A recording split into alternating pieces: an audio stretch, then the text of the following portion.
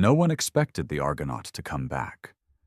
She'd vanished 53 years ago, deep in the uncharted reaches beyond the Veil Nebula, a region known for its dead calms, unstable space-time, and the kind of ghost stories that made even the bravest captains change course.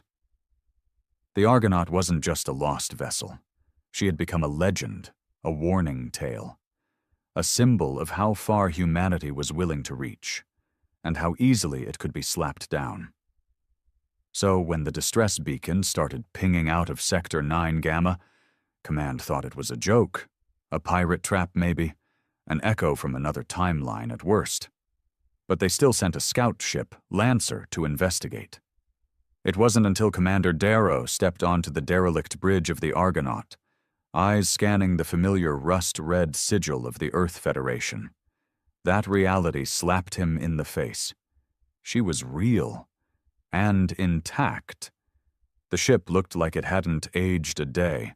Her hull shimmered with strange energy patterns, unfamiliar alloys woven like muscle fibers through the old titanium shell. Her weapons array had evolved into something unrecognizable, sleek, organic, breathing even. And when they opened the airlock, expecting bodies, bones, maybe silence, they found something worse. They found the crew. Alive, frozen in time, not dead, not aging, just suspended. Their skin glowed faintly blue under the ship's flickering lights. Their eyes occasionally twitched, as if caught in a long, looping dream. Darrow radioed command. No one answered.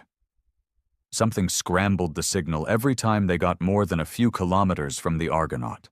Something the ship carried. Something wrong.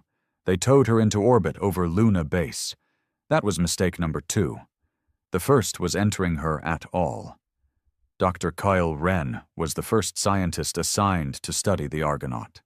He was young, brilliant, driven, and arrogant enough to believe he could outthink a starship that had vanished before he was born. His first report was cautious. Unknown materials present in hull. Some contain isotopes not on the periodic table. Energy fields resonate outside normal frequency bands. Possible quantum entanglement with deep space origin. It sounded like standard technobabble to command, until he added, "I believe this ship has been modified by a non-human intelligence." That's when things got serious. Within 48 hours, Luna Base was crawling with black badge operatives, Federation intelligence, Deep Sector science teams, even the High Chancellor's own Shadow Division, the ones with no names, no ranks, and cold silver eyes that didn't blink enough. They locked down the ship, sealed the crew in cryostasis, and classified everything. But Kyle? He couldn't let it go. One night, he slipped past the guards and into the Argonaut's belly. The ship let him in. Doors that resisted military welders slid open at his touch. Lights flickered on as if the ship remembered him. In the central chamber, a place not on any blueprint, he found it. The core. It wasn't Earth tech. It wasn't even built. It was grown. A pulsating black orb the size of a man's heart, humming with power, surrounded by alien script that burned itself into his eyes when he stared too long. And then it spoke. Not in words, in thoughts, in feelings. It showed him. A war. Far beyond the edge of human charts. A species unlike any seen before, ancient, vast, and terrified of what humans might become. It showed him how they tried to erase the Argonaut by tearing it out of time, how they failed, how the ship had adapted, evolved, absorbed technology from a forgotten future. And now? It was back. The message was clear. Humanity must prepare. They know you now, and they are coming. Kyle stumbled back from the core, his breath ragged, his mind reeling. His vision swam with flickers, alien ships shaped like blades and storms, burning stars collapsing into dark tunnels, screams he couldn't hear but somehow still felt. The core pulsed gently in front of him, as if it had only exhaled. a casual whisper of truth that had already cracked his world wide open. He didn't remember leaving the chamber. 1 minute he was staring at the thing, blinking away the impossible. The next, he was standing in the med bay with a dull pain in his head and security alarms wailing in the distance. A nurse screamed when she saw him. 2 guards burst through the door seconds later, weapons raised, shouting for him to get down. Kyle just sat on the bed, confused, dazed, mouth dry. "I didn't touch anything," he mumbled, though it felt like a lie. "The ship, it let me in." That was all he had time to say before they dragged him into isolation. They interrogated him for hours. Different faces, different tones, some threatening, some calm. The same questions over and over. "What did you see? Who helped you access the restricted deck? Did the crew speak to you?" Kyle gave them nothing, not because he didn't want to, but because he couldn't explain any of it. What would he say? That a half-alive spaceship had shown him the future? That Earth had been marked for death by some alien god empire no one had even heard of? That the core had felt alive? They'd call him unstable. And maybe they wouldn't be wrong. When they finally left him alone, Kyle sat in silence, replaying the visions in his mind. The core hadn't just shown him a threat. It had shown him Earth's potential. Humanity wasn't prey, it was a problem, a dangerous variable. Something the ancient species feared because humans, chaotic, stubborn, creative humans, changed things. They broke rules, bent time, created tools and weapons that made the impossible possible. And the Argonaut? The ship had been proof of that. It had evolved. Meanwhile, outside the sterile walls of Kyle's cell, things were unraveling fast. The core was changing. Security cams on Deck Theta began glitching. Lights dimmed, doors sealed themselves at random. 2 engineers were reported missing during a routine diagnostic sweep. And strangest of all, one of the frozen crew members aboard the Argonaut opened his eyes for 6 full seconds before falling back into stasis. No one could explain it. Command tried to keep it quiet, but whispers spread through Luna Base like wildfire. Soldiers talked about hearing voices in the ship's corridors. Scientists reported bizarre gravitational shifts in certain rooms. Some swore they saw the walls breathe. And worse, some began dreaming of the same things Kyle had seen. The war, the invaders, the obliteration of planets. One man clawed out his own eyes in a hallway, sobbing that he didn't want to see the end again. The base slipped into lockdown. Kyle, still locked away, barely slept. The core called to him every night, sometimes gently, sometimes like a roar in his chest. It wasn't malicious. It wasn't even angry. It was scared. And it had chosen him. On the 3rd night, Kyle woke to a soft vibration under his bed. The walls glowed faintly blue. A voice, not quite human, echoed in his head. "You are the bridge. Time is collapsing. We must begin." He stood, hands trembling. The locked door to his cell slid open with a hiss. No alarms, no guards. The corridor beyond was empty, dark, silent. The ship had come for him. Kyle stepped out of the cell barefoot, the floor cold against his skin. Lights flickered above him, pulsing in rhythm with his own heartbeat. No cameras tracked him. No automated systems barked warnings. The facility had gone eerily still, like Luna Base itself was holding its breath. He didn't know where he was walking. He just knew where to go. The path led him through maintenance tunnels and forgotten sub-halls beneath the base, areas most staff didn't even know existed. It wasn't long before he found himself in the primary docking bay, face to face with the Argonaut again. It loomed like a sleeping beast. Kyle placed his hand on the outer hull. The metal was warm. Alive. A panel slid open beneath his palm, revealing a narrow entrance not used by any crew before. No lights, no signs, just an invitation. He climbed inside. The corridor beyond was alien now, organic fibers stretched along the walls, pulsing with energy. Familiar Federation architecture had been overwritten by something far older. Kyle walked through a place that was half ship, half being. The air buzzed with static and the scent of ozone. He could feel it watching him. Not judging, not hostile, but curious, sympathetic, and waiting. It led him back to the core chamber. The orb was larger now. Its black surface shimmered with shifting patterns like oil on water. The script on the walls no longer hurt his eyes. It welcomed him, invited understanding. He stepped closer, and the core reacted, rising slightly from its cradle and emitting a hum so low it felt like thunder in his bones. Then everything around him vanished. He stood on a battlefield. Not metaphorical. Real. Thousands of miles of scorched land stretched around him, under a sky filled with fire.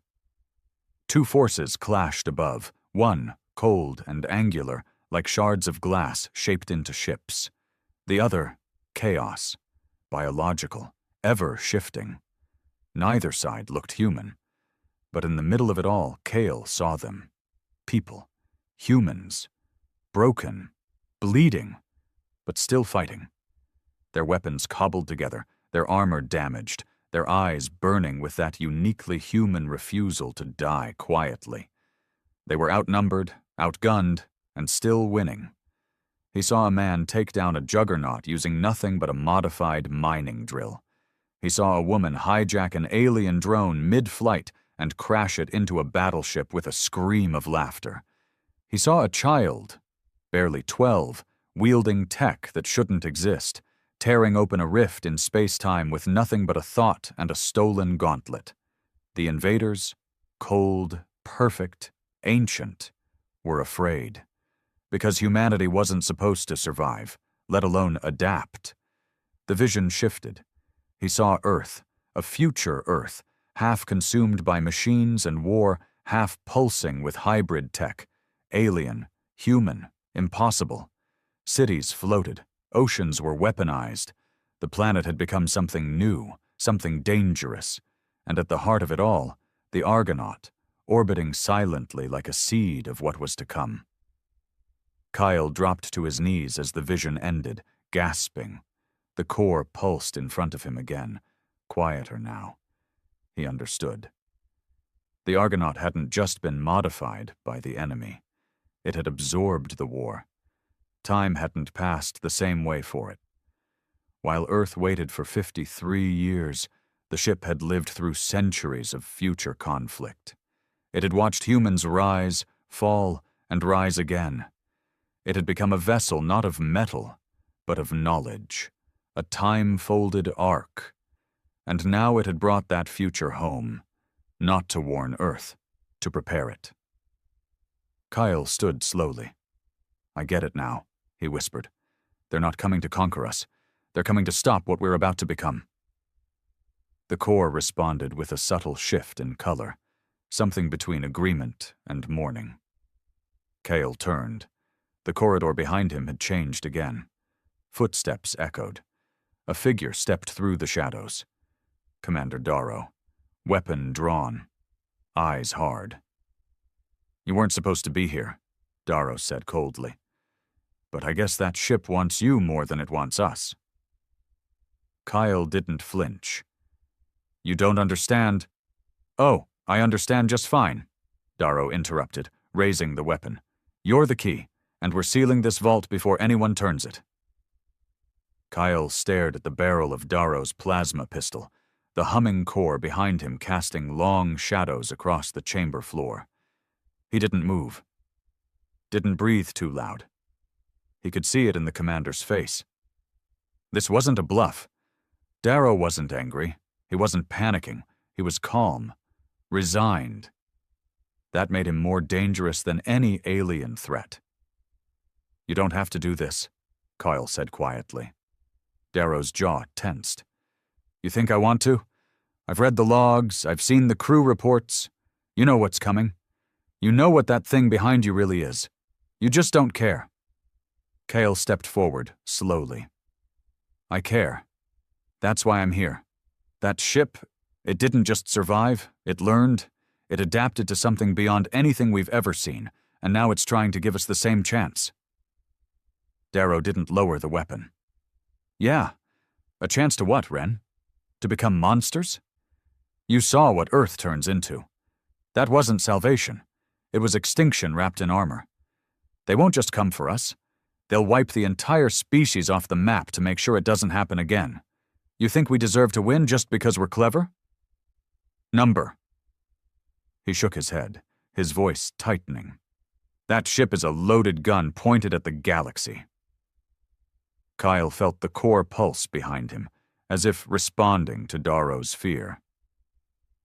Then maybe it's time someone taught the galaxy that humanity doesn't get wiped out just because it's dangerous. The shot rang out before Kyle could finish the sentence, but it didn't hit him. The plasma bolt froze mid-air, flickering like a caged spark. It hovered between them for a heartbeat, and then unraveled into particles of blue light. Darrow stared, eyes wide. The core had stopped the shot. Kyle blinked. He hadn't even turned around. He didn't need to. The core was protecting him now, choosing him. Darrow backed away a step, his voice suddenly shaking. No, this is wrong. This is wrong. You don't even know what you're messing with. Kyle looked him dead in the eye. I do now. And with that, the core pulsed again, and everything changed. The ship shifted violently. The floor beneath them shook, groaned, morphed. The chamber split open in fractal layers, revealing conduits of light and data streaming like rivers. The walls peeled back into transparent crystal, showing Lunabase above. Chaos unfolding. Lights flashing. Sirens wailing. Dozens of people had fallen unconscious across the station. Some screamed, some wept, some simply stared into nothing. The ship was reaching them. The core wasn't confined anymore. The knowledge it carried was spilling into the base like a virus, and it was choosing minds it could speak to, not through language but instinct, imagination, vision. Kyle could feel it, humanity being unlocked. He turned to Darrow, who was clutching his head now, dropping to one knee as the core's influence crashed over him like a wave. It's not trying to control us, Kyle said, almost softly. It's showing us what we're capable of. The future's already coming. We can either be ready or get flattened. Darrow looked up at him, eyes bloodshot, jaw clenched. They'll come, he growled. You think you've seen war? You've seen nothing. The ones who did this to the Argonaut? They erased entire civilizations. You think humans scare them now? Wait until they see what you've let loose. Kyle nodded slowly. I hope they do. Outside, orbiting Luna, defense satellites lit up, unprovoked. Systems triggered by a signal no one could trace. Inside the station, the cryo chambers that held the Argonaut's crew began thawing, one by one. Kyle saw it all in flashes. The engineers waking up mid-scream, the pilot punching through the stasis glass in confusion, the captain's eyes flickering with the same alien glow as the core itself. They weren't quite human anymore. But they weren't alien either. They were something new, evolved. Kyle's body pulsed with heat, with light, with knowledge pouring into him too fast to understand. But he knew this much. They weren't alone anymore, and Earth was no longer a blind little world in the corner of the galaxy. The Argonaut had returned not as a ghost, but as a harbinger. Kyle stumbled back through the shifting corridors of the Argonaut, the glow of the core still etched into his skin. His fingertips burned with invisible energy. His mind raced with fractured visions of timelines that hadn't happened yet. Somewhere deep inside, Something had changed. Something permanent. The ship had done more than share knowledge. It had rewritten him. Behind him, Darrow was still slumped against the wall, breathing heavily. His resistance melted into silence. Whatever the core had shown him, it had broken through that iron will, left him hollowed out and afraid. Kyle didn't wait for him to recover. Outside the ship, Luna Base was spiraling. Alarms had shifted from localized to full-scale alert. Red strobes bathed every corridor. Security personnel raced toward the docking bay, while others collapsed mid-run, struck down by the same mental overload that had taken half the station. The base's AI core had gone dark, replaced by a low, rhythmic hum, echoing from every speaker like a pulse, like a heartbeat. The Argonaut had synced with the station, and Earth Command had noticed. The first strike came an hour later. A classified orbital defense platform, codenamed Thornvale, launched a barrage of kinetic warheads directly toward Luna Base. No warning, no diplomacy, just silence. And then missiles. Someone high up had decided that whatever was happening at the moon base was a threat too dangerous to contain. Better to vaporize the problem than understand it. But the missiles never landed. They stopped mid-space. Kyle, watching through the observation deck of the ship, saw them held in place, frozen like insects trapped in amber. The glow from the core had reached far beyond the station now, latching onto anything mechanical, anything digital. It twisted physics, bent logic. The warheads floated, then reversed course, slowly, elegantly, before disassembling themselves atom by atom in a synchronized shimmer. The Federation had just fired its first shot, and the Argonaut had casually swatted it away. Down in the stasis wing, the thawed crew was fully awake now. But they weren't confused. They weren't shocked. They were waiting. Captain Rhine stepped forward, a tall, gaunt man with silver-streaked hair and eyes that glowed faintly in the dim light. His uniform was still Federation issue, but modified. Sleek, laced with alien tech and fibers that moved like living threads. "You must be Kyle Wren," he said calmly, voice resonating oddly in the air. Kyle nodded. "I saw parts of it. What happened to you? What you became?" Rhine smiled faintly. "We didn't become anything. We simply survived longer than expected, and the ship made sure we were ready for what was coming." "What is coming?" Kyle asked. "What are we facing?" Rhine's expression darkened. "They're called the Velari Ascendancy. You haven't heard of them because they don't leave survivors. When they learned humans had discovered subspace folding, when we bent time to skip across the galaxy, they panicked. We were chaos, unpredictable. We broke rules that kept their control intact for 10,000 years." Kyle swallowed hard. "And they tried to erase you." Rhine nodded. "They pulled the Argonaut into a war that hadn't reached us yet, gave us a front-row seat to humanity's future and its extinction. But the ship, she learned. She remembered. And she brought us back, not to survive, but to win. Back on Earth, the High Chancellor issued a blackout.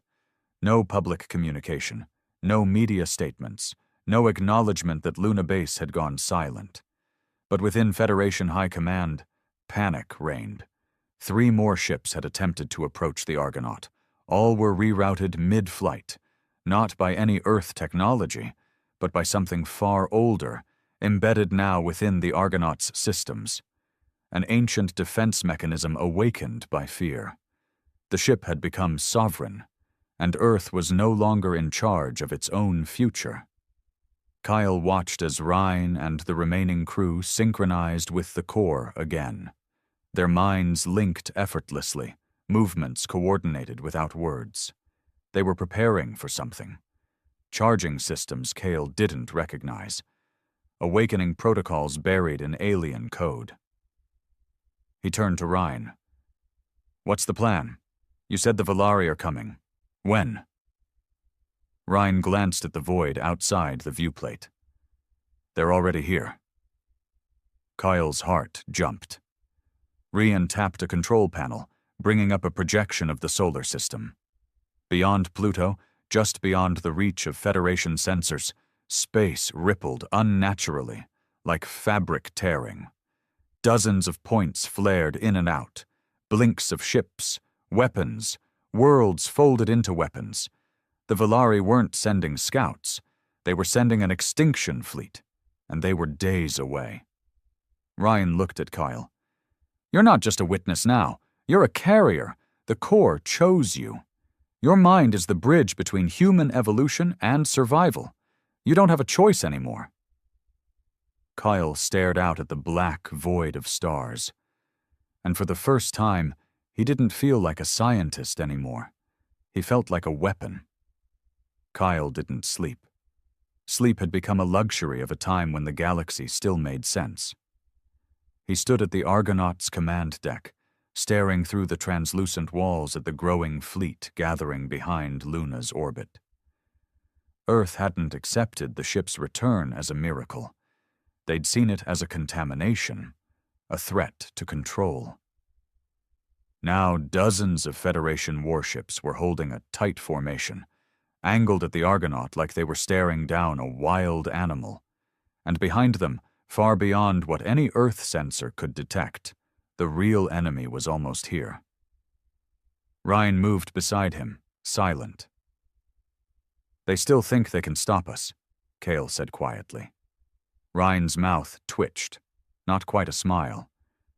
They've been afraid of their own species since the first time someone lit fire and used it for more than warmth. They built the Federation to protect order, but all they ever really wanted was to contain us. Kyle exhaled, running a hand down his face. They're going to fire again. They won't get the chance, Ryan replied calmly. They're too slow. Down in the core chamber, the crew had finished integrating the final sequence. The Argonaut no longer looked like an Earth ship at all. Her walls had shifted, organic and smooth, like veins wrapped around a skeleton of light. The air itself felt different. Thicker. Buzzing. Kyle could feel it in his bones now. He wasn't just connected, he was changing.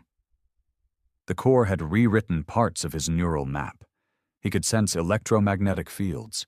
He could predict movement. He could hear thoughts if they were close enough. And somewhere beneath it all, a new instinct had taken root. The ability to bend tech, to make machines respond like animals to a voice. And he wasn't the only one. Across the base, more scientists, those who had been exposed to the core's pulse, were reporting similar symptoms. Not full integration like Coil, but enough to blur the line between human and something new. The Argonaut had seeded them. It was creating an army, quietly, patiently. At 0600, Earth Command gave the order. It wasn't broadcast, but the Argonaut heard it anyway. A full-scale tactical wipe, 55 kinetic warheads, aimed not just at the ship, but at Luna Base itself. A containment event, dressed up in protocol. Kyle saw it unfold before anyone else even launched. His body stiffened. His eyes rolled back. The core whispered, not in fear, but in focus. You must choose, Kale Wren. He didn't hesitate. The warheads launched. Within seconds, the core pulsed once, just once, and reality bent, time slowed. The weapons drifted through space like falling leaves. Then, without impact, without sound, they disintegrated. Not exploded, not intercepted. They were unmade. Dust, memory, nothing. The Federation ships lit up with alerts, systems shorted, pilots screamed into dead comms, weapons refused to lock. Engines lost power. Gravity twisted sideways for 3 full seconds, long enough for every soldier watching to feel something wrong in their bones. Then, silence. And the Argonaut sent a signal, not in words, not in code, but in a vision broadcast into the minds of every leader across Earth and its colonies. It showed the future the Valari wanted: cities burning, skies torn open, earth cracked like a dead moon. It showed them humans begging for mercy that would never come. Then it showed something worse. Victory. Human victory. Not clean, not righteous. Victory by assimilation, by hybrid technology, by unleashing the very things that frightened the Valari into genocide. Humans becoming beyond human. And in the middle of it all, Kale Ren. No weapon, no army, just his eyes glowing like twin stars. Back in orbit, the Federation fleet retreated. They weren't surrendering. They were stalling, trying to make sense of what they had just seen, trying to decide whether Earth should stand with Kyle or against him. Kyle turned to Ryan. "They won't help us." "No," Ryan said. "But they'll try to steal what we are becoming.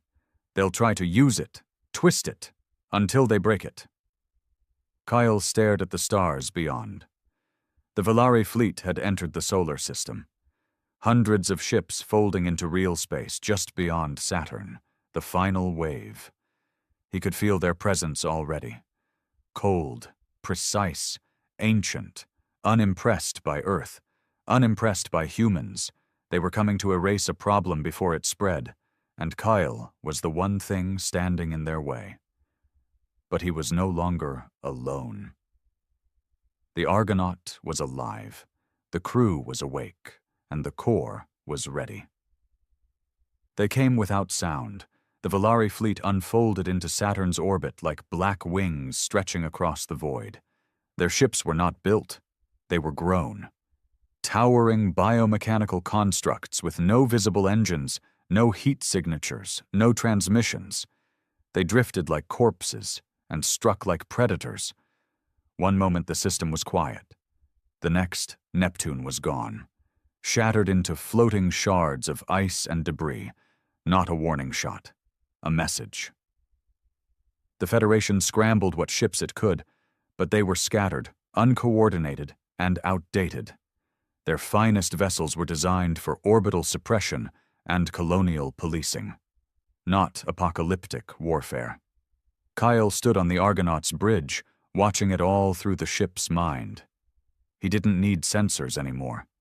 He felt the Valari as if they were a storm pressing against his skull. Cold, clinical, ancient in a way that defied time. They were not here to conquer. They were here to cleanse. The Federation issued one last desperate message. To the Argonaut, to Kale Ren, "We do not support you. We do not stand against you. Do what must be done, but do not bring this war to Earth." It was a coward's cry. Kale didn't answer. Ryan moved beside him, pale light flickering in his irises. "They'll test our edge first. A probe wave. Standard Valari doctrine. They're searching for weakness." "We don't have any," Kale replied, voice calm but distant. His mind was deeper now, half in the core, half outside time. He had grown past fear, past limits. The core had threaded through every part of him. His blood hummed with dark light particles. His thoughts bent probability like gravity. He was no longer just Kale Ren. He was what came next. And the Valari knew it. The first attack wave reached Luna's orbit 20 minutes later. 7 ships, each the size of a small city, covered in dark plating that absorbed all scans. They released a swarm of silicate organisms, half machine, half virus. They didn't fire weapons. They ate structures, bit by bit, atom by atom. The outer layer of Luna Base was breached in seconds. Federation defenses collapsed almost instantly, but the Argonaut was ready. Kyle raised his hand. Not to a control panel. Not to speak. Just a gesture. The core responded with a low roar that shook every particle of the ship. And then the Argonaut struck back. It didn't fire missiles. It rewrote reality. The core unleashed a compression wave, folding space in a ring around the ship. The Valari swarm was caught mid-attack, and for a moment nothing happened. Then each creature froze, locked in a stutter of time. Then they shattered. Not exploded. They fragmented along lines of probability, disassembling into fragments of light and data, like their very existence had been denied. Kyle didn't stop there.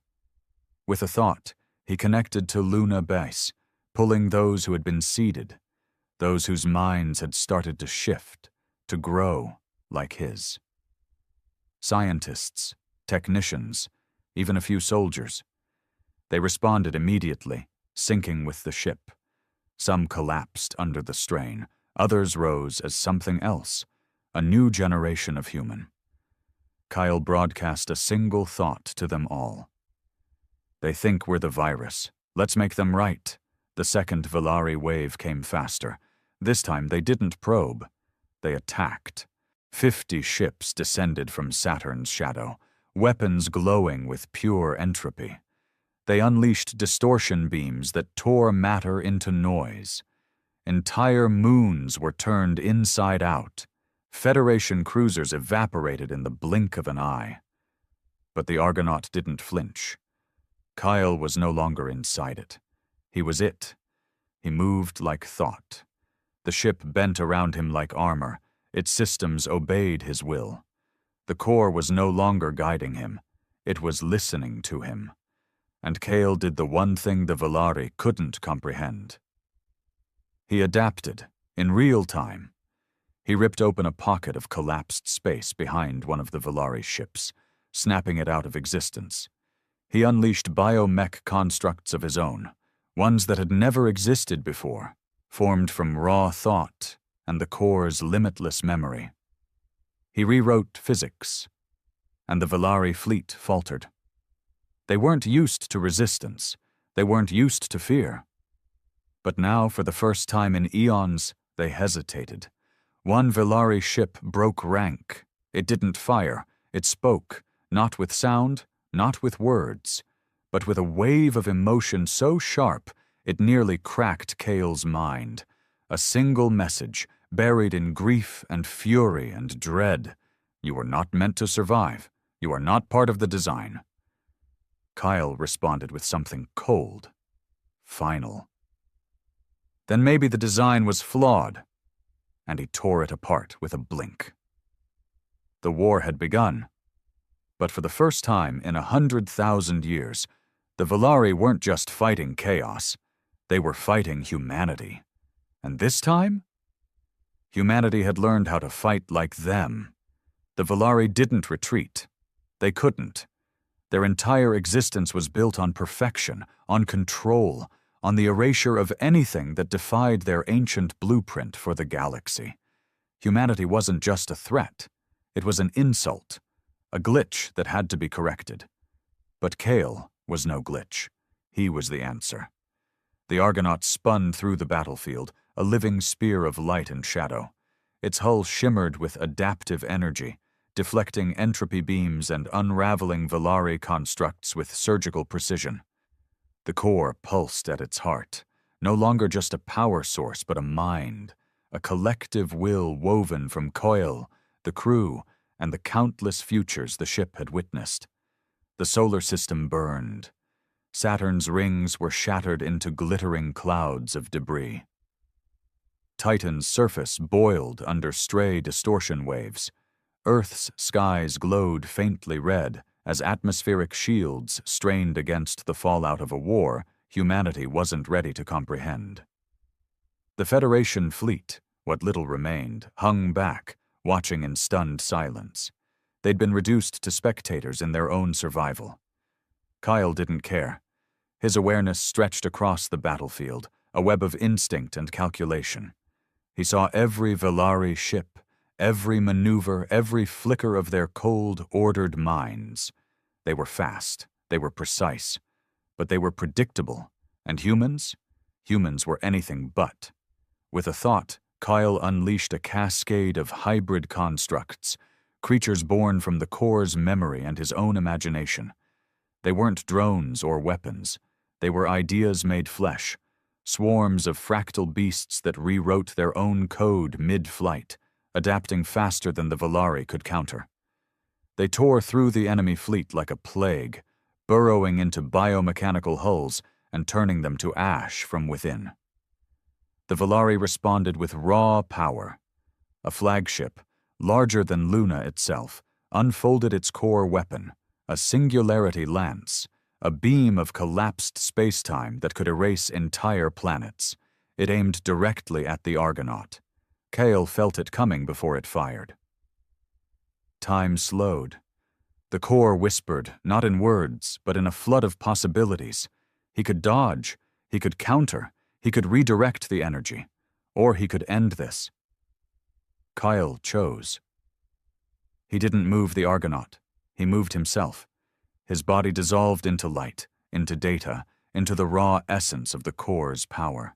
He became the ship, the battlefield, the war itself.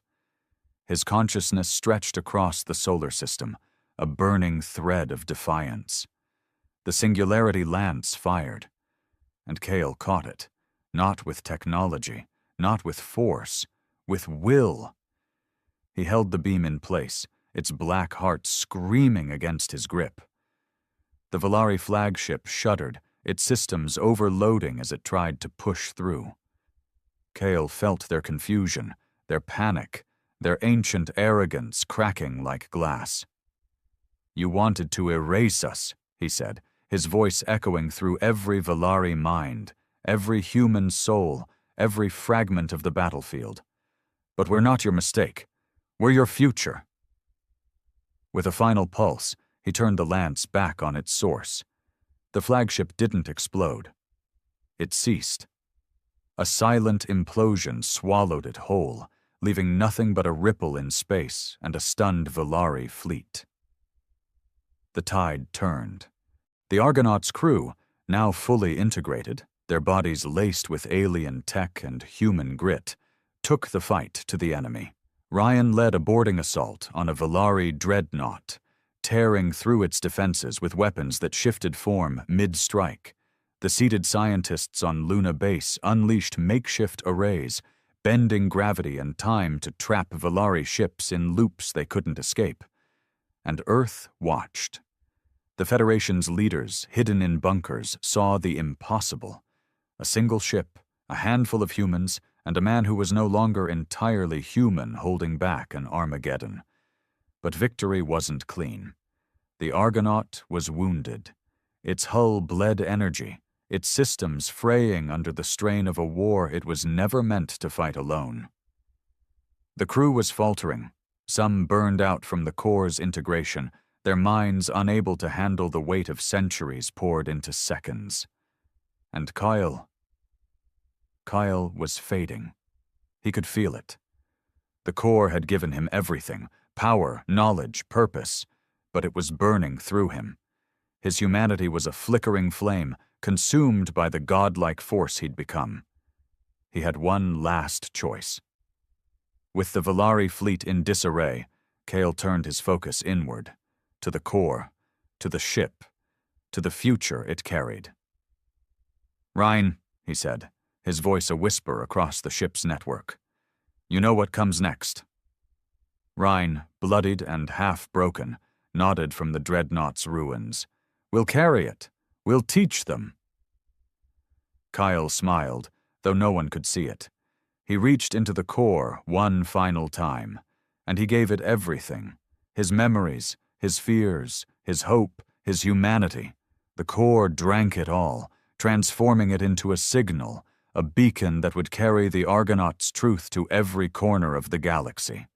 A message for humanity, not just to survive, but to evolve, to become something the Valari could never predict. The Argonaut flared brighter than a star. The remaining Valari ships froze, then fled, folding into the void as their resolve shattered. And Kale Ren was gone. When the light faded, the Argonaut hung silent in Luna's orbit. The war was over. The Valari were gone. For now. The Federation emerged from its bunkers, shaken, humbled, and forced to face a new reality. The Argonaut's crew, led by Ryan, stepped onto Earth not as heroes, but as harbingers. They carried the Corps' knowledge, ready to seed it into a species that would never be the same. Luna Base was rebuilt. The Argonaut was studied, not as a weapon, but as a teacher. And across the colonies, whispers spread of a man who had become a myth, a scientist who had faced gods and rewritten the stars. They called him the First, not because he was the strongest, but because he was the spark. The Valari would return one day. Everyone knew it. But when they did, humanity wouldn't just fight. It would burn brighter than they could ever imagine. Epilogue. Years later, a child on a distant colony world found a fragment of alien metal buried in the soil. It hummed faintly, glowing blue under her touch. She didn't know what it was, but when she held it, she dreamed. She dreamed of a ship that sailed through time, of a war that wasn't the end, but the beginning, and of a voice, soft and certain, whispering, "You are enough." The stars had always been quiet at the edge of Empire space, out past the trade rings, beyond the mineral moons and diplomatic zones. There was only the void, dark, endless, and still. For centuries, the Galactic Empire had ruled it all without contest. Every species knew their place. Every ship had a registration, every world was mapped, every corner of the galaxy monitored. Order, that's what they called it. So when the first alert came through from a remote listening post on the fringe of the Kelon expanse, it was dismissed as a sensor glitch. Blip on the screen. Happens all the time. Probably a passing asteroid, except asteroids didn't travel at FTL speeds. And they sure as hell didn't carry an Earth-class heat signature. "Commander Thal, we're getting gravimetric distortion along the outer grid. Something big just dropped out of slipspace." Commander Thal clicked his tongue in mild irritation. Another false alarm. The listening posts had been acting strange ever since that minor solar flare storm last cycle. He adjusted his neural visor and stared at the tactical overlay. It took him 2 seconds to realize this wasn't a false alarm.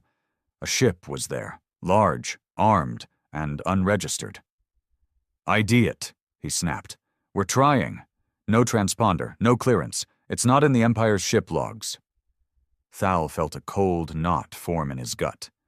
Every ship was supposed to ping an identifier the moment it entered Imperial territory. This one didn't even try. "Where did it come from?" "Vector. Sir, the approach vector comes from beyond the silent zone." Thal went silent. The silent zone hadn't been spoken of in decades. It was once human territory, before the purge. Humans. Extinct. "Zoom and enhance the hull markings." The tech's voice shook.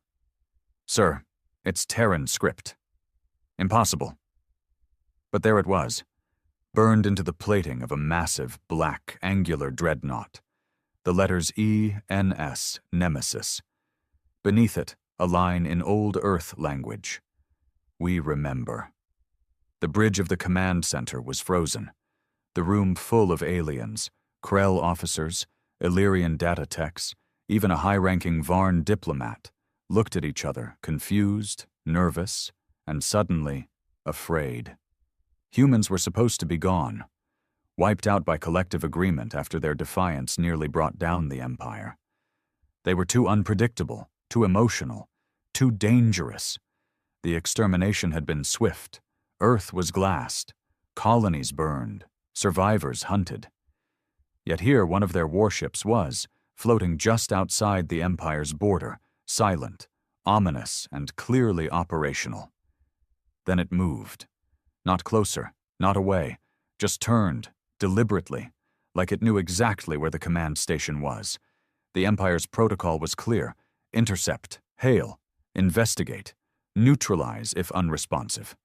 Commander Thal sent the standard hail. No reply. He tried again. Nothing. And then, the warship did respond, not with words, but with light. A single pulse from its forward cannon, not aimed to destroy, but to make a point. A warning shot across an empty asteroid belt. The blast shattered a chunk of rock the size of a moon. Silence returned. But the message was clear. We are here. We are watching. And we are armed. Empire High Command was alerted within minutes. The Emperor's Council was convened. Every sector within 50 light-years went to red alert. No one understood how the humans had survived. No one knew what they wanted. But the rumors had already begun to spread. Across colonies and core worlds, in back-alley bars and imperial palaces, people whispered the same words. The humans are back. And this time, they hadn't come to talk. The Nemesis drifted just inside the border of the Kelon expanse, silent as the grave it was once meant to be. Empire ships surrounded it in a loose formation, careful not to provoke but ready to strike. None dared close the gap. Inside the Empire's Strategic War Council, voices clashed like blades. "Launch a full assault," snarled Admiral Craven, his tendrils twitching with rage. "One ship dares challenge the Empire, we burn it out of the stars." "And risk a second war with a species we thought extinct?" snapped Grand Inquisitor Vel, a tall, pale Illyrian with eyes like frozen mercury. "We don't know what else is out there. If one ship survived, others may have. This could be a trap." Emperor Zell's voice cut through the noise like a dagger. "Send a message to the Nemesis. One last time. If it refuses again, we disable it. No destruction. We want the crew alive." The room went silent. Everyone knew what the Emperor was thinking. Knowledge, interrogation, secrets that might shatter the Empire's carefully maintained lie that humanity was no more. On board the Nemesis, Captain Eli Mercer stood at the helm. One man, one ship, a legend thought dead. His face was weathered from years in deep space. His eyes? Hollow. They'd seen too much. Too many losses. Too many betrayals. He adjusted a dial on the old Terran interface. Everything was analog. No Empire tech. No AI. Just muscle memory and scars. He didn't answer their hails because he didn't need to. They'd hear him soon enough. Behind him, in a small cryo chamber, 7 pods lined the wall. Each held a survivor. Not soldiers, not diplomats, but ghosts of a forgotten resistance. Mercer ran his hand across the dusty control panel, brushing past a cracked photo, his wife and daughter smiling on New Terra before the Empire came.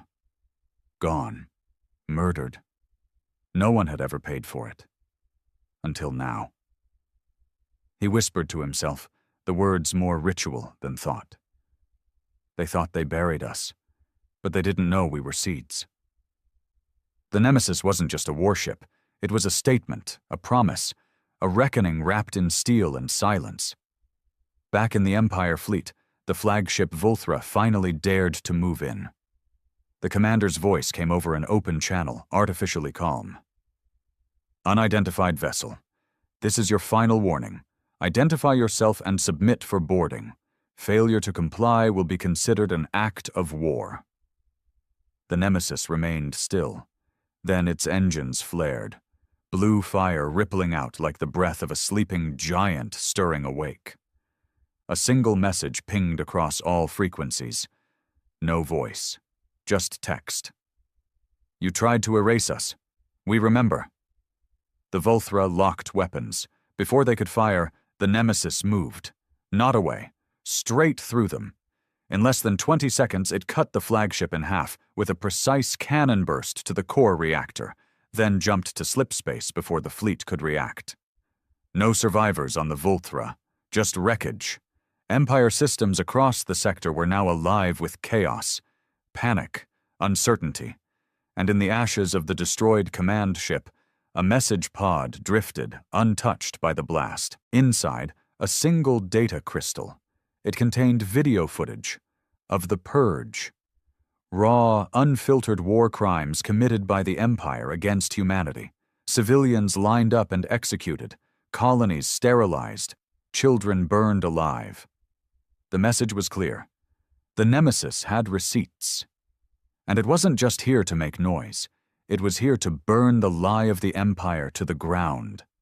Across the capital world of Zir, beneath the shimmering crystal spires and golden walkways of the Empire's heart, the news broke like a meteor to the skull. The footage from the message pod had spread faster than anyone could contain it. A tech aboard a salvage crew leaked it to the net before command could lock down the area. Within hours, it was on every back channel, every dark forum, and even found its way into upper caste communication bands. And it hit hard. The younger generations, those raised under the official narrative that humanity had waged a senseless war and had to be eliminated, stared at the footage in shock. Some cried. Others refused to believe it. But those with any sense of history knew the truth had finally clawed its way to the surface. In the middle of this firestorm sat Seren Vale, a junior historian for the Imperial Archives. She'd always suspected the records had been tampered with. Redacted documents, missing war logs, entire Terran systems scrubbed clean like they never existed. Questions had cost her a promotion once. Another time, a friend vanished after probing too deep. She learned to shut her mouth and do her job. Until now. She sat at her console in a quiet wing of the archives, watching the footage again. She'd seen the leaked clip, just 30 seconds long, but she'd also found the raw file before it was removed from internal servers. It was over 2 hours of horror. She stared as the screen showed grainy helmet cam footage from an Empire strike team breaching a Terran civilian shelter. Screaming children, mothers begging, gunfire, flame units, and all of it, logged, documented, tagged like inventory. Not war, not battle, extermination. Her stomach churned, her hands trembled. Then a soft voice spoke behind her. "You're not supposed to have access to that." She spun in her chair. Standing in the doorway was Agent Nyrek, one of the Emperor's internal stability officers. Tall, lean, expressionless. Serene swallowed hard. I was cataloging. It was already flagged." "I know," Nyrek said flatly. He walked in slowly. "And that's the problem." She reached for the shutdown key, but he raised a hand. "Don't bother. If I wanted to silence you, you'd already be gone." "Then why are you here?" He stared at the screen, at the frozen frame of a mother clutching her baby before the flames consumed them. "I saw it too. I've known for a long time, but there was no proof. Now there is." Seren's eyes narrowed. "So what?" "You're here to make me part of it? Keep me quiet?" Nyrek looked tired. Old, despite his youth. "Number, I'm here to ask if you want to bring it down." The words hung heavy in the air. Seren stared at him like he'd gone mad. "You want to destroy the Empire?" "No," he said. "I want to destroy the lie that holds it together." He handed her a small encrypted datapad. "There's a dead channel. Broadcast this through it, unfiltered. Let the galaxy see the truth. Let them decide what comes next." She hesitated, trembling. "If I do this, you'll be hunted," he said. "You'll be branded a traitor, and you might die." Seren looked down at the footage again. The burnt bodies, the screaming, the silence that followed. And she nodded. "Then let them come." Far from the archive halls, on the edge of Empire territory, Captain Eli Mercer sat in the dim bridge of the Nemesis, watching the chaos unfold through a private relay. The message had gone viral. Protests erupted in major cities. Border colonies began questioning their loyalty. Even a few Empire captains refused orders to pursue him. He allowed himself the smallest smile. Phase 1 was complete. But it was only the beginning. He turned to the cryo chambers behind him. The pods began to hiss as they warmed. One by one, the last Terran operatives were waking up. Each of them had a mission. Each of them had a score to settle. And together, They'd tear the rot out from the heart of the Empire, piece by piece. Seren Vale didn't sleep for 3 days. After the broadcast went out through the dead channel, the archive building was placed under immediate lockdown. Officially, it was a data security incident. Unofficially, it was a manhunt. They didn't know it was her yet, but they would. She moved like a ghost through the capital, her identity scrubbed, face disguised with a neural mask. Agent Nyrek had been true to his word. His contacts got her off-world before the first scans even hit the streets. Her transport was old, loud, and smelled like rusted oil, but it got her out of Zir, and into the fire. The outer worlds were boiling. The leak had done more damage than she expected. On Irox Prime, students rioted in the education sectors, waving illegal Terran banners. On Baltranis, a full battalion laid down arms, refusing to obey the chain of command until an investigation was opened. Empire News called it temporary instability. But the people knew. They saw what the Empire had tried to bury, and they weren't going back to sleep.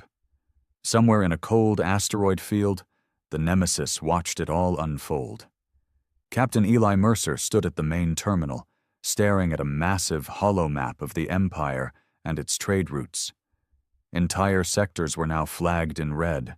Military lockdowns, curfews, civil unrest. The truth had landed like a bomb in a dry forest. The rest was fire. The cryo chambers had opened, and his crew, what remained of it, was back. Juno Red, former Terran spy master. Cold, analytical, and brilliant. Half her face was synthetic from an old plasma blast, but her mind was sharper than ever. Dre Lorne, once a combat engineer, now an expert in demolitions and sabotage. He had the kind of smile that made people nervous. Aria Song, a linguist and codebreaker. She'd once turned an entire alien planetary defense network against itself, with nothing but a corrupted poem embedded in a transmission. And then there was Thatcher. No rank, no specialty, just a weapon in human skin. Eli didn't even know how old he really was. The man had been grown for war. They'd kept him in stasis too long, and now he barely spoke. But he followed Eli. That was enough. Juno reviewed the latest reports, her voice calm but grim. We've got 3 planetary governors questioning loyalty, 2 of them with access to shipyards. If they flip, we could have supply lines. Eli nodded. And the risk? They'll be dead within the week if we don't move fast. Dre cracked his knuckles. I say we give them a reason to jump early, target their oppressors, shake the tree. Eli turned away from the map and looked at his crew. We aren't here to start a civil war. Thatcher spoke for the first time, low and gravel-throated. We're here to finish one. Juno raised an eyebrow. Same difference. But Eli knew the line. The war against the Empire wasn't just military, it was ideological, cultural. They had to dismantle the myth that the Empire was right, that its genocide was justified. To do that, they had to make symbols bleed. Targets were discussed, plans drawn. The first objective? Ardent Station, a fortified data relay hub used to suppress digital communication across 9 systems. It housed thousands of prisoners, whistleblowers, journalists, scientists who refused to revise records. It was a black site in everything but name. If they freed Ardent, they'd flood the galaxy with minds the Empire feared most. Thinkers. Meanwhile, back in the Empire's inner sanctum, High Chancellor Varric reviewed the damage with a face carved from stone. The humans aren't just alive, he growled to the Emperor. They're organized, coordinated. This nemesis isn't a relic. It's a rallying point. Emperor Zell said nothing for a long moment. His eyes were shut. Then, finally, he spoke. Then we make them monsters again. He leaned forward and issued a single order. Burn a colony. Frame them, Let the galaxy see the blood and believe it came from human hands. The lie would strike again. But this time, the humans were ready. The Nemesis emerged from slipspace like a phantom, its hull cloaked in stolen Illyrian tech, the light of nearby stars barely kissing its blackened frame. Below it floated Ardent Station, a jagged steel spire embedded into the surface of a barren moon. No windows, no exterior signals, just layers upon layers of encrypted shielding and buried suffering. It wasn't just a prison, it was a silence machine. Thousands of dissidents, truth-seekers, and political undesirables had vanished into it. No trial, no communication, no record they'd ever existed. Ardent was where voices went to die. Not today. Inside the war room aboard Nemesis, Juno Red tapped through the latest schematics they'd acquired. We're looking at 3 entry points. The main dock is suicide. Fronts mined and patrolled. She pointed to a smaller, forgotten exhaust conduit. Here, we send in a 3-man team. They plant charges in the central core and trigger an EMP burst before extraction. Should disable lockdown long enough to pull every cell door wide open. Eli leaned over her shoulder. How long do they have before reinforcements arrive? Juno didn't hesitate. 4 minutes, maybe 5. Dre grinned. Plenty of time. Thatcher stood silently, already strapping on his gear. Arya walked past them all, placing a data chip into a wrist drive. I'll piggyback the mainframe. Once I get into their broadcast systems, I'll beam the prisoner logs across every open channel we've got. No more secrets. Eli nodded. Get in, get the truth out, and get our people home. As the dropship launched toward the moon, the Nemesis adjusted orbit, bringing its cannons into silent standby. Inside Ardent Station, the silence was absolute. The guards were bored, unaware, arrogant. After all, who would dare attack the most secure prison in the Empire? Then the lights flickered. The air shifted, and the alarms never had time to scream. Thatcher moved first, an explosion of quiet death in motion. He disabled the first 2 guards with surgical strikes to the throat. Dre followed, placing charges with terrifying precision. Arya trailed behind them, finding the primary uplink terminal and slicing in with practiced ease. In less than 2 minutes, chaos bloomed. Doors slid open. Confused prisoners staggered out, blinking under pale emergency lights. But they didn't stay confused for long. We're here to free you, Arya called out through the station's PA. The Empire lied to you, and now it's time to speak. She hit the transmit key. Across thousands of channels, across star systems once gagged by fear, the prisoners of Ardent began to speak. Names, dates, events that had been wiped from public history. Each voice a bullet in the body of the Empire's narrative. Juno monitored the spread from the Nemesis. It's working. We're flooding the net. I've got transmissions bouncing from Baltranis to Kara Vi. But then her expression darkened. We've got incoming. Empire ships. Fast and brutal. Reinforcements. Extraction window closing, she warned into comms. Dre's voice came back, calm under fire. Charges set. Get us out. The explosion rocked Ardent's core, disabling the gravity net and throwing guards into walls like ragdolls. Prisoners swarmed toward escape pods, half mad with hope. Thatcher carried 2 wounded prisoners across his back without breaking stride. Arya followed close, a laser pistol in one hand and a prisoner's child clinging to her free arm. The dropship swooped in under covering fire. As the last of the team boarded, Dre triggered the final sequence. Ardent Station didn't explode. It cracked. A sound like metal screaming echoed across the moon's surface as the spire caved in from within. It wasn't destroyed. It was opened. A wound in the Empire's mask. But miles away, on a peaceful colony world called Valira, something darker unfolded. A small farming settlement, population barely 900. Children playing in irrigation canals, elders tending crops. They didn't know what Ardent was. They didn't care. They just lived until the ships came. Empire drones descended without warning. Bombs dropped in surgical rhythm. Buildings incinerated. The sky turned black with smoke and screams. The Empire's flagship left a single message behind, broadcast on loop. This atrocity was carried out by the Terran warship Nemesis. This is what humanity brings. A false flag. Manufactured slaughter. And just like that, public sentiment began to fracture. Across neutral systems, the question echoed louder than ever. Are the humans liberators or terrorists? Eli watched the footage in silence. Juno smashed a console. They're twisting it, already. Eli's jaw clenched. We hit them with truth. They hit back with fear.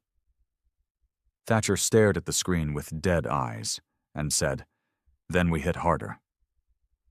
The Nemesis drifted silent again, cloaked in the dark side of an uninhabited asteroid. Inside, the air was thick, not from pressure, but from grief. The footage from Valira played on loop across every major news relay. The massacre had been clean, calculated, and falsely tagged with Nemesis's signature. Explosive residue, attack vectors, even the broadcast style. They all matched human specs, because the Empire had used them before.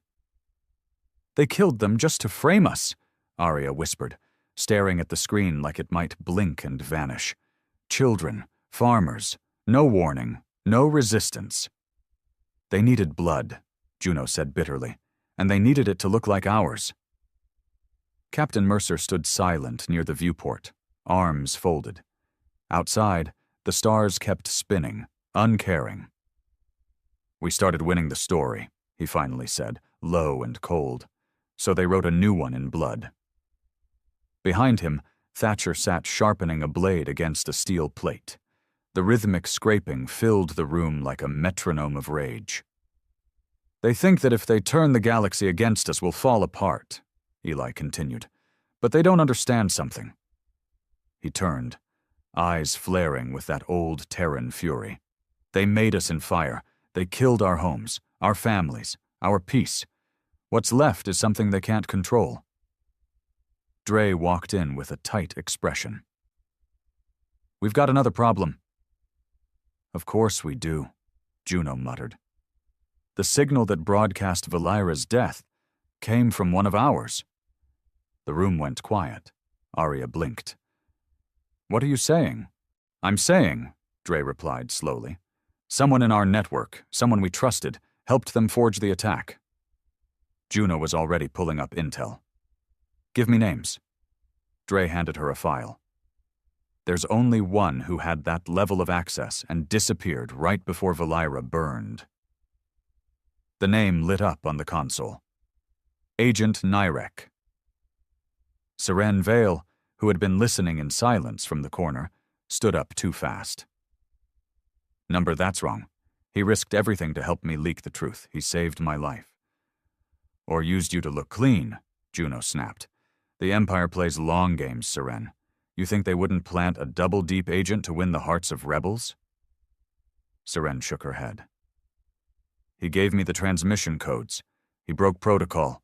He believed in what we were doing." "Belief's easy to fake," Dre said darkly, "especially when your real orders are sealed beneath 10 levels of lies." Eli raised his hand. "Enough. We find him. We ask him ourselves. If he's clean, we protect him. If he's not..." Thatcher finished Eli's sentence with another slow scrape of his blade.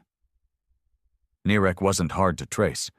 His last known location was an Empire-controlled relay hub on Corda 9, a jungle moon known for its atmospheric interference and spotty comms. Perfect for hiding. Or betrayal. The Nemesis dropped in under a false transponder, posing as a medical relief ship. They hit the relay site fast. No waiting, no negotiation, and what they found wasn't what they expected. Nirek was there, but not alone. His body was tied to a metal beam, arms broken, face bloodied. Above him, a message burned into the wall in human blood. "We see your little war. This is what we do to traitors. The Empire." He was still alive, barely. Seren dropped to her knees beside him, pulling out medical foam. "Nirek, what did they do?" His mouth twitched, one eye swollen shut. He gasped out words through cracked teeth. "I didn't betray you. They found me after the broadcast, tried to use me to bait you." Seren clenched his hand. "We thought you were the mole." Nirek coughed, weak but lucid. "Number, there's someone else, higher up, embedded in your crew." Silence dropped again like a stone. "Inside Nemesis?" Juno said, stunned. "Who?"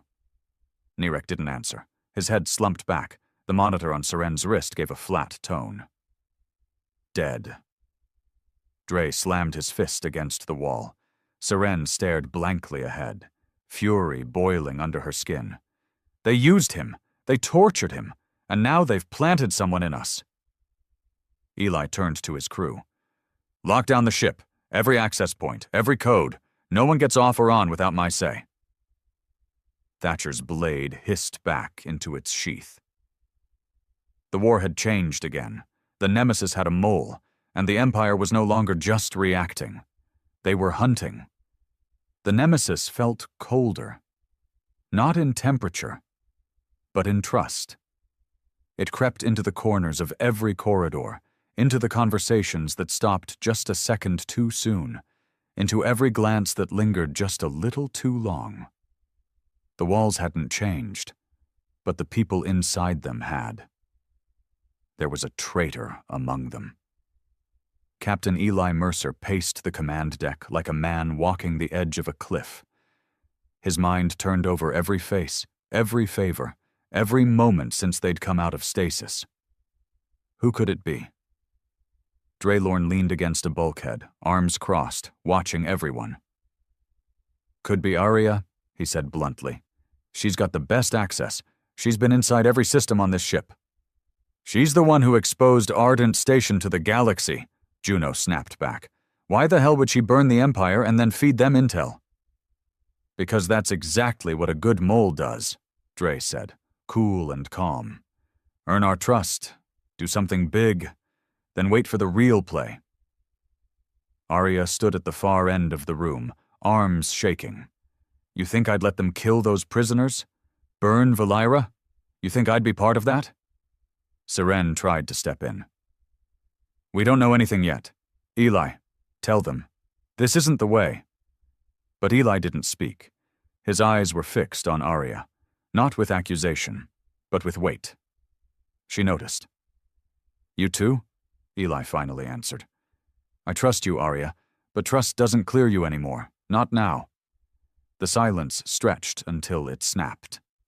Thatcher, who had said nothing since Quarter 9, turned and left the room. No one stopped him. The investigation was brutal. Logs were pulled. Private comms dissected. Every meal, every movement since waking from stasis was reanalyzed. And slowly, the evidence started pointing. Not at Arya, but at Dre. It was small things at first, routing keys that didn't match his assigned access. A data patch signed off under his login during the exact time the Valira attack code was forged. A hidden relay pinged from his quarters 4 days earlier, encrypted in an old Terran dialect. Juno didn't want to believe it. She'd fought with Dre for years before the purge. Trusted him with her life. But the data didn't lie. Eli called a full crew meeting in the loading bay. Neutral ground. He didn't want it to happen like this, but there was no other way. "Dre," Eli said, calm but grim, "you have anything to say before I lock your systems down?" Dre looked around at his friends. The people who had fought beside him, bled beside him. He shook his head. Then smiled. It wasn't a guilty smile. It was pity. "You think I sold you out?" he said, almost laughing. You think I'd trade Terran blood for a seat at the Empire's table? We have the logs, Dre, Juno said. You were the only one with access, the only one unaccounted for when the codes were broadcast. That's because I was cleaning up his mess, Dre snapped, and pointed, straight at Thatcher, who had just re-entered the room. He's not who you think he is, Dre continued. That man's not just a soldier, he's a sleeper. He was made by the Empire, engineered, programmed, buried in our ranks to wake up when the time came. Thatcher didn't flinch, didn't blink. You have proof? Eli asked. I have his neural suppressor, Dre said, pulling a device from his jacket. It was buried in the medbay database. He removed it 5 days ago. Thatcher stepped forward, slow and calm. Aria backed away. He's lying, right? Thatcher, say something. Thatcher didn't.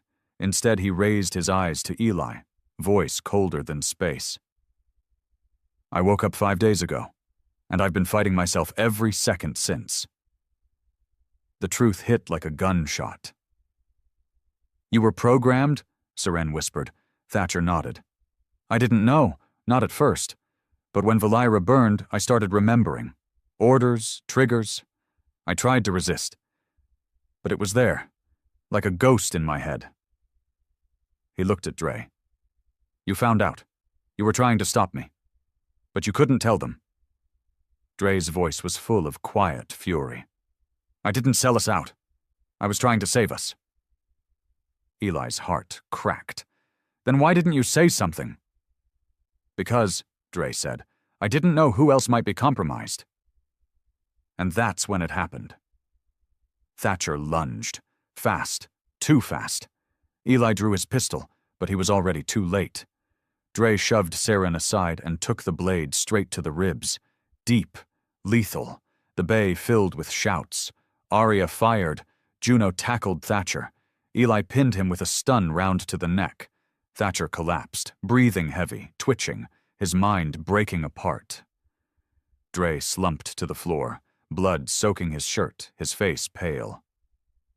Eli dropped beside him. No, stay with me. Dre smiled weakly, blood on his teeth. Told you I wasn't the mole. And just like that, he was gone.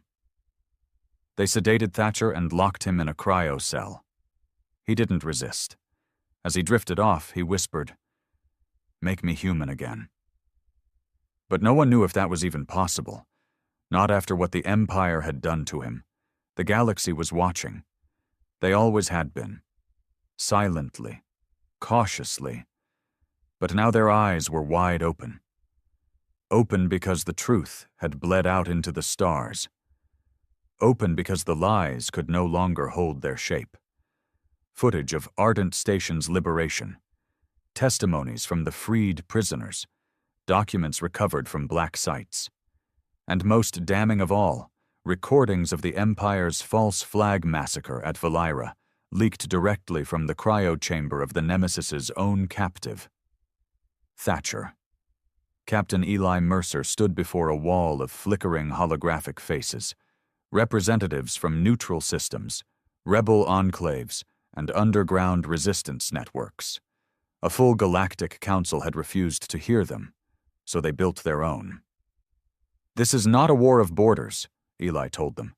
It's a war for memory. The Empire built its power on lies, on silencing entire species, on erasing humanity and rewriting our story as one of savagery and hate. He paced the bridge of the Nemesis, every step heavy.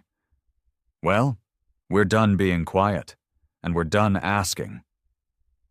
A low murmur echoed from the channels, but more than a few nodded. More than a few finally saw the Empire for what it was.